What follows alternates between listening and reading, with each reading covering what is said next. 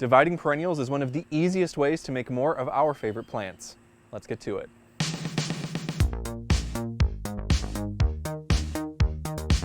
Fall is a great time to divide our garden plants because they don't mind a little disruption as they go dormant for the season. It's also important to help them maintain vigor for years to come. So what is a herbaceous perennial? Herbaceous perennials are those plants which come back year after year.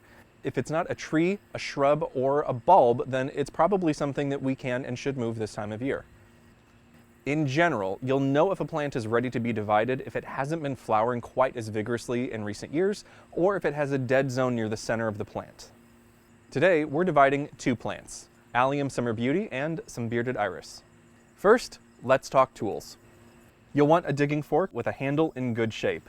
If it's a wooden handle, make sure there's no fractures or cracks because we're putting a lot of tension and pressure on this as we're digging up our plants and you don't want your fork to snap.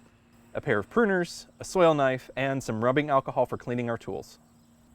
Let's talk timing. Choosing when to move and divide your perennials matters because this is going to be really stressful for them.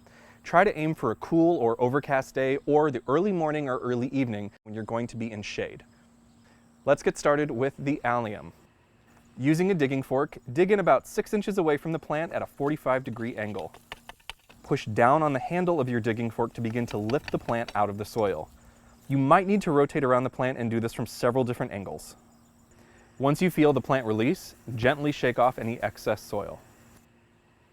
Now it's time to divide our plant. So some plants are going to come apart more easily than others, and in the case of this allium, it should be relatively simple. In most cases, we should just be able to grip both sides of the plant, gently wiggle it apart and side to side a bit, and there we go. We have some more new plants. Now, we can keep repeating this process because there's still a lot of plant here, so I can do this several times to get many more plants out of this single clump. So as you can see, I have a few garden helpers today. So Kiko, what's the last thing we should do? Is it time to plant our plants? Should they go in the ground? I think it is. So as soon as we're done dividing, it's a good idea to get your plants in the ground right away. Again, these roots are delicate. And you can already see how quickly they're drying out. So as soon as we dig up, we need to divide and get it back into the ground and give it a good drink right away.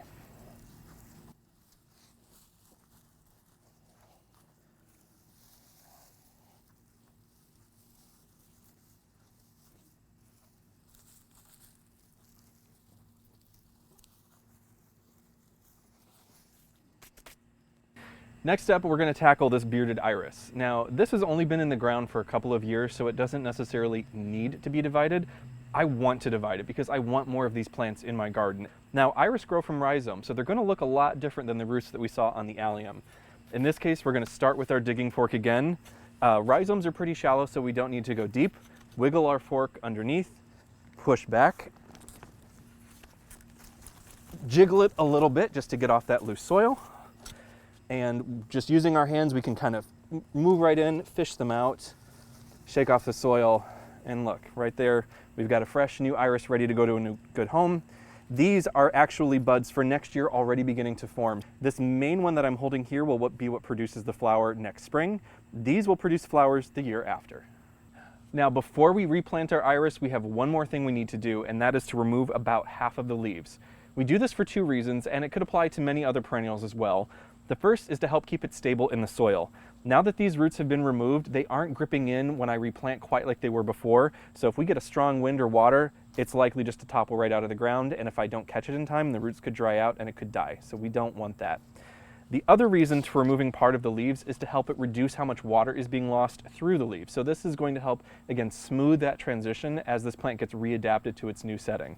So all I'm doing is just bunching up the leaves here, taking my sharp disinfected pruners and just right across the top. So now this is ready for replanting and we should get a nice flower stalk out of the center one just next spring. Now, don't be surprised if your plants drop a few leaves or maybe go dormant earlier than usual this year.